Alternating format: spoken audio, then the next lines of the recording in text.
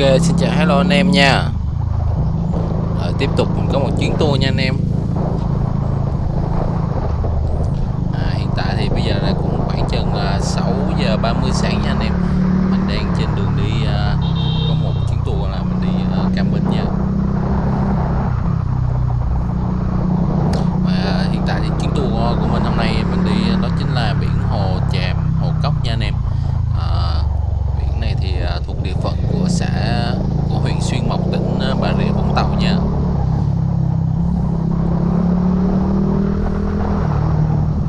Nói chung thì biển này cũng khá là đẹp á anh em.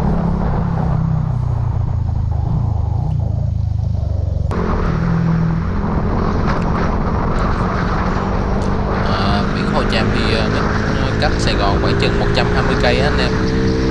Biển cũng khá là đẹp. Bãi cắm trại của anh em mình đi là bãi cắm trại của Chị Mai nha anh em ơi.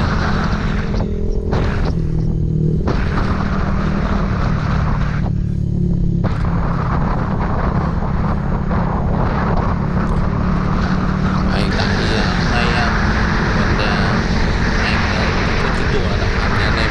Hôm nay chỉ đi một mình thôi nha. Mình đi đồng hành để coi thử sức mình coi đi được tới đâu nha anh em, và cái cảm xúc của nó là sẽ như thế nào nha anh em. Anh em hãy đồng hành cùng với mình nha.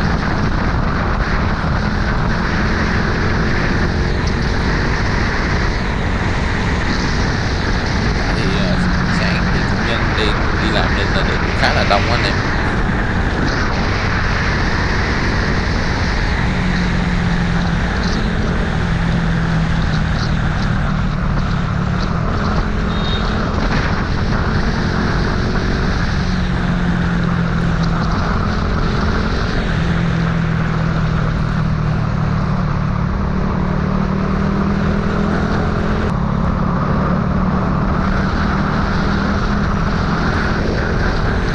Trước mặt mình đây là hồ Suối Tre nha anh em. Hồ này cũng khá đẹp nha, cách nhà mình khoảng 10 cây số nha anh em.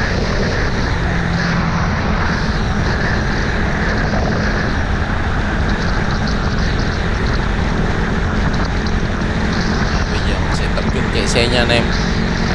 Trên đường có gì đẹp mình sẽ quay cho anh em nha.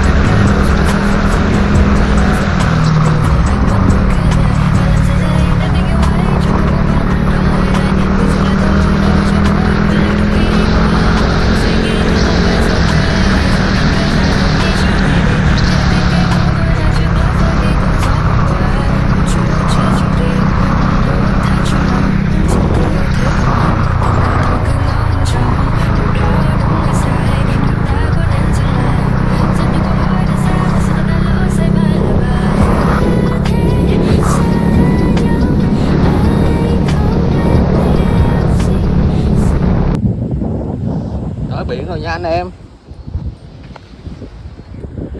Con ngựa chiến của mình kia nha.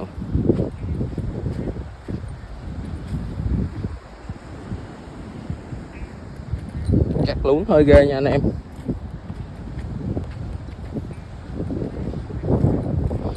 Đấy, cái xe của tôi. Ok, mình đã tới nơi rồi nha anh em. Bây giờ mình sẽ hạ chài nha, dựng lều lên. Ok, khá là chill luôn anh em ơi.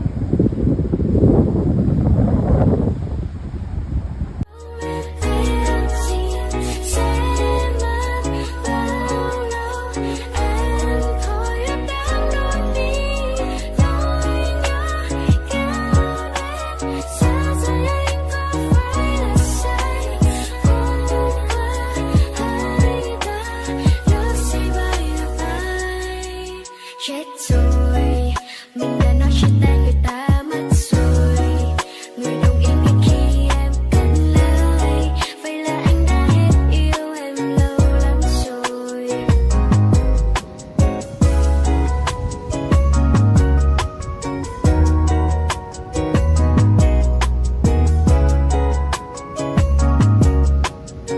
Và những câu hỏi đã rơi vào sự đã luôn say bài là bài. Ok anh em, bây giờ mình sẽ nấu cơm trưa nha anh em. Gạo mình mang theo nha. Đây sẽ tự nấu tự ăn luôn. Video này thì đúng bài nha anh em. Mời anh em ăn trưa cùng với mình nha. Trời này giống mưa lắm nha anh em. Mưa nó không biết sao luôn á. Ok. Đây, nấu cơm nha anh em. Sôi này nha.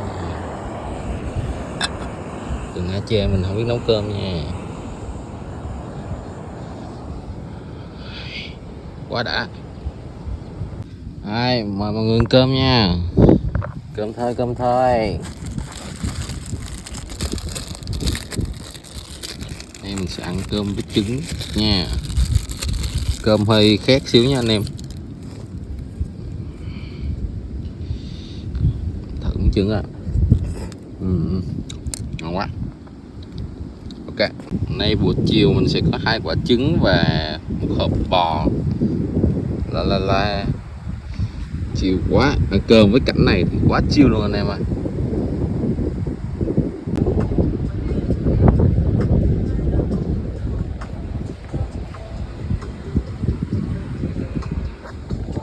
Ok anh em, tối nay mình sẽ ngủ đây nha anh em. Khá là chill nha, ngủ một mình hơi buồn nha anh em.